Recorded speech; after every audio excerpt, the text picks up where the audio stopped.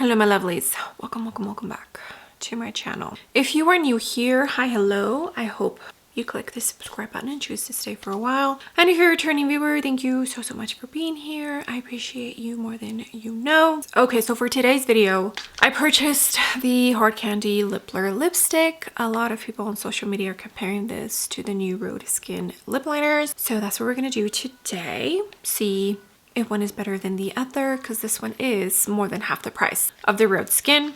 I also purchased a new Yummy Skin Blurring Balm Powder Flush. It's her blushes that she came out in the Blurring Balm Powder formula. I'm hoping I can maybe use this as a bronzer, so we'll see. And then I did place this order on Beautylish, and I ordered 2 new brushes. One is from Wayne Goss, one is from Kevyn Aucoin. So just a couple of new things, but I really wanted to sit down, hang out, because I need a tiny bit of cheering up. So let me go ahead, hop off camera, put on my base real quick, and we can get started with applying the 2 new makeup products I have.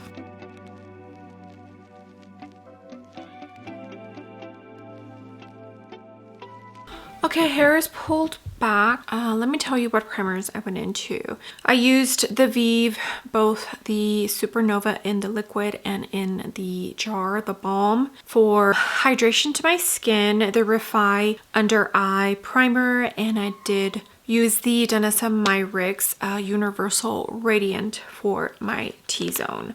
I enjoy the Blurring Balm Powder from Danessa Myricks. It works really well for my oils. I do have one of these in a blush shade, Jubilee, which is like a beautiful terracotta, burnt orange kind of shade. And I do truly enjoy it. They do pack a good amount of pigment. So I'm familiar with this formula. It's not new, it's a new shade. I'll go ahead and pop the information on this product. Let's see, 12-month shelf life. I can't find where it was made, but at least we know it has a 12-month shelf life. It is supposed to keep your oils at bay because of the Upsolite ingredient in it. For me, I'm normal skin with an oily T-zone. It does do a pretty good job even in the summer. Okay, so here is Spice Latte.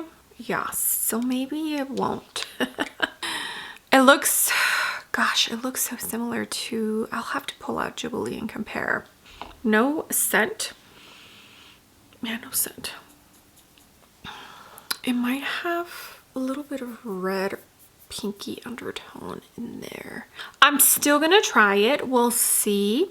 I feel like some people can get away with using the Teddy something from Rhode Skin as a bronzer. I can, ooh, you know what? Let me swatch the Huda blush filter. This is in Latte. If it's similar to this tone, then I think I can make it work because I use this kind of as a bronzer. Okay, yeah, see, it's similar, isn't it? Maybe if I blend it and see. Okay, so I think I might be able to. Okay, I'm going to use a big fluffy brush. This is from Refi. It's a dual-ended. I think she launched this with her cream bronzer. So I think this one's for blush and then this one's for bronzer, but the smaller one I don't like for blush. If not, it's fine. It'll be a beautiful blush. Okay. Yeah, I think once blended, I think it looks okay. Maybe more of a summer shade because of that hint of like pinky reddish undertone. There was another shade that looks like it might be brown based as well. Maybe that undertone would have worked better, but this is the one that I went with. Okay, and I think it does work. Okay, I am not mad about that. Keeping my oils in. Okay, I'm not mad at that. I think it looks pretty.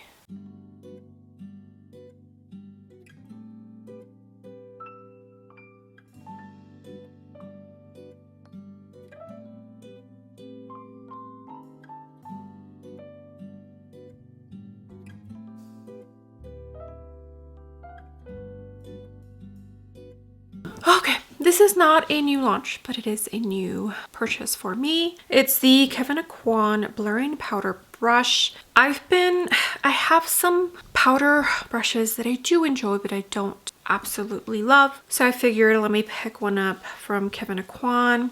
Plus I wanted to go back and purchase this number 8 eye brush from Wayne Goss. It's from his latest launch. Yeah, so we're gonna try this out today. Beautylicious where it's at. They always get my packages to me so quickly, even here in the boonies. I'm gonna jump in to the Melt Cosmetics Universal Monsters powder. I love this, by the way. Okay, I do tap the excess because I don't put a lot of powder. Okay, so far the shape I like. It's very soft, pretty fluffy. Okay, so far so good. I definitely want to explore the Kevyn Aucoin brand a tiny bit more. Just so far what I have tried, I absolutely love from the brand. And gosh, Kevyn Aucoin was such an icon. I am interested in starting a series where I kind of talk about the history of makeup. Let me know if that's something you'd be interested in. It could be about anything, as long as it has to do with beauty or makeup. Whether it's about a makeup artist, whether it's about an old technique, different styles of makeup from years ago. Yeah, I love looking at stuff like that. But okay, first impressions, I do enjoy this brush, and I think it'll be a good one for powder.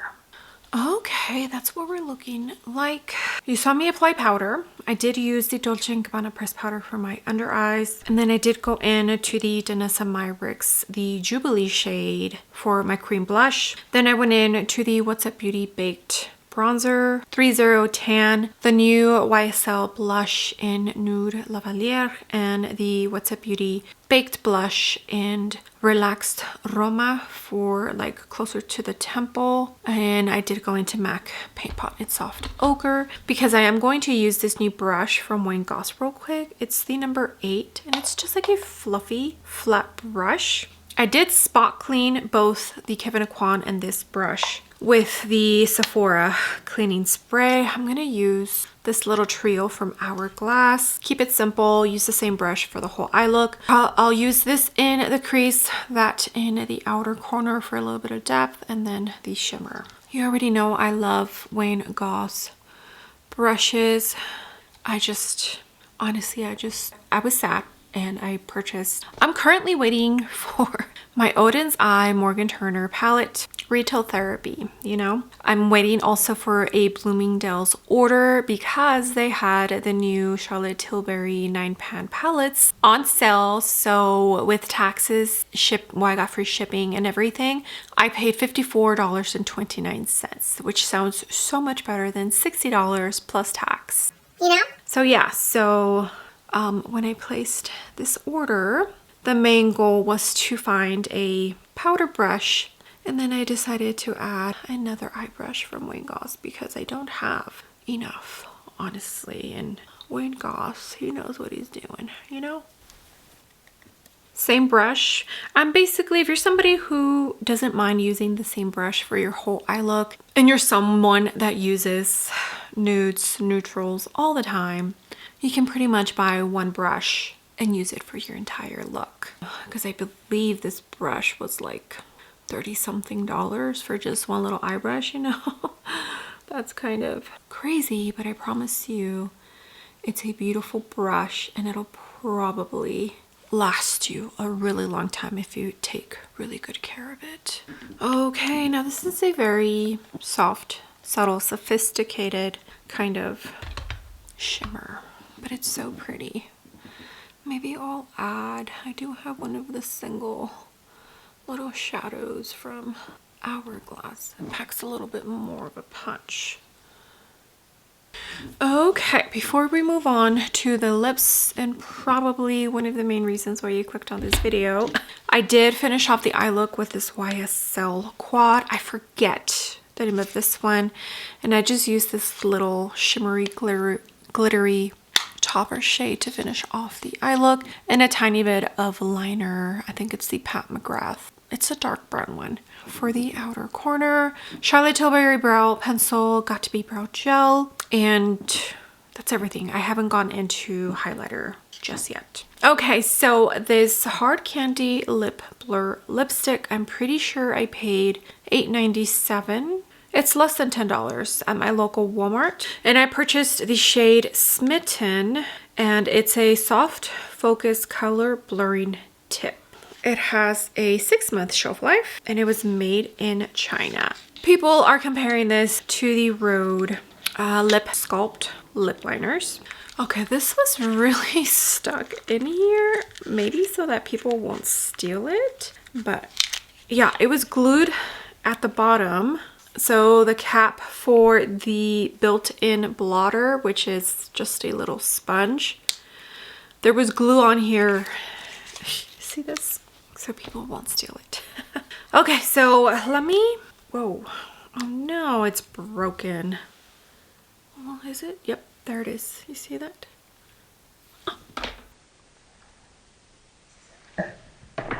Okay, good thing I only paid less than $10 for this, but I'm gonna swatch it. Now, this is supposed to be a lipstick. It's gonna be more pigmented than the Rhode Skin. So right off the bat, I get why people are calling it a dupe for the Rhode, but technically the way it's described, it's different. The candy, the hard candy, is supposed to have more pigment because it's supposed to be a lipstick.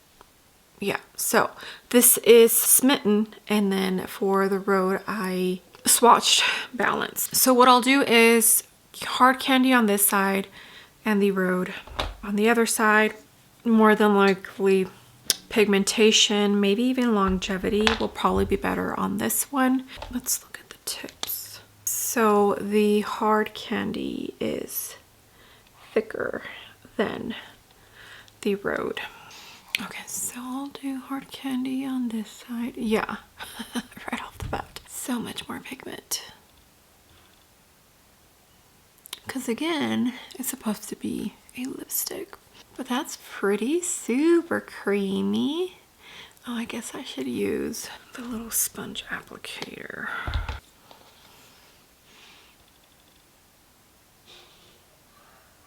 Okay, so I could see using this to give you that blurring feathered effect to your lipstick. I actually like this a lot. Now this tone is not going to be exactly the same.